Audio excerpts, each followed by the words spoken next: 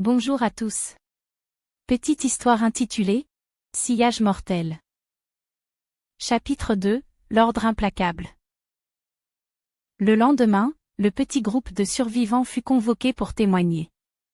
Parmi eux, Nadia, une prof de sciences, Ryan, un guide local, Julie, une mère célibataire et sa fille de 9 ans, Zoé, ainsi que Max, un influenceur qui filmait tout depuis le début. Tous avaient quitté la plateforme sur l'impulsion de Noah. Tous avaient vu la mort dans ses yeux. Et pourtant, alors qu'ils étaient réunis dans la salle d'attente du commissariat, un malaise planait. Quelque chose était brisé. Un lien invisible mais palpable les liait désormais à cette tragédie.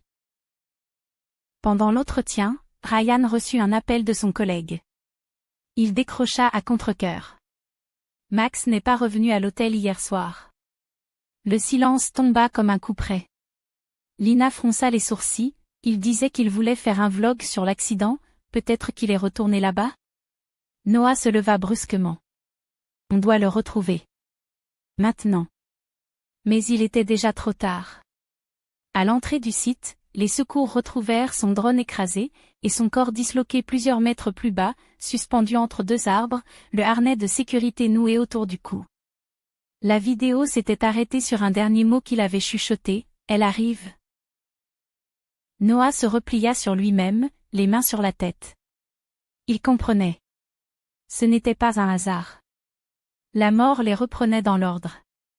Celui dans lequel ils auraient dû mourir si personne n'avait bougé. Max avait été le premier sur la tyrolienne. Il était donc le premier repris. Si je me trompe pas, Ryan était derrière lui. Dit Lina d'un ton tendu. Tous tournèrent les yeux vers le guide. Blême, il murmura, « Merde !» Et comme une réponse à son souffle paniqué, une vitrine s'effondra dans la boutique où il s'était réfugié, projetant un tesson de verre à quelques centimètres de son cou. Ils se regardèrent, terrorisés. Cette chose ne viendrait pas comme un monstre ou une ombre. Elle frapperait en silence, à travers les objets du quotidien, les coïncidences, les accidents absurdes. Ils n'étaient pas poursuivis par un tueur. Ils étaient traqués par une loi cosmique, une mécanique impitoyable. Noah saisit un carnet et une lampe, traçant fébrilement une liste, reconstituant l'ordre originel. Il faut casser la chaîne, changer l'ordre, inverser quelque chose.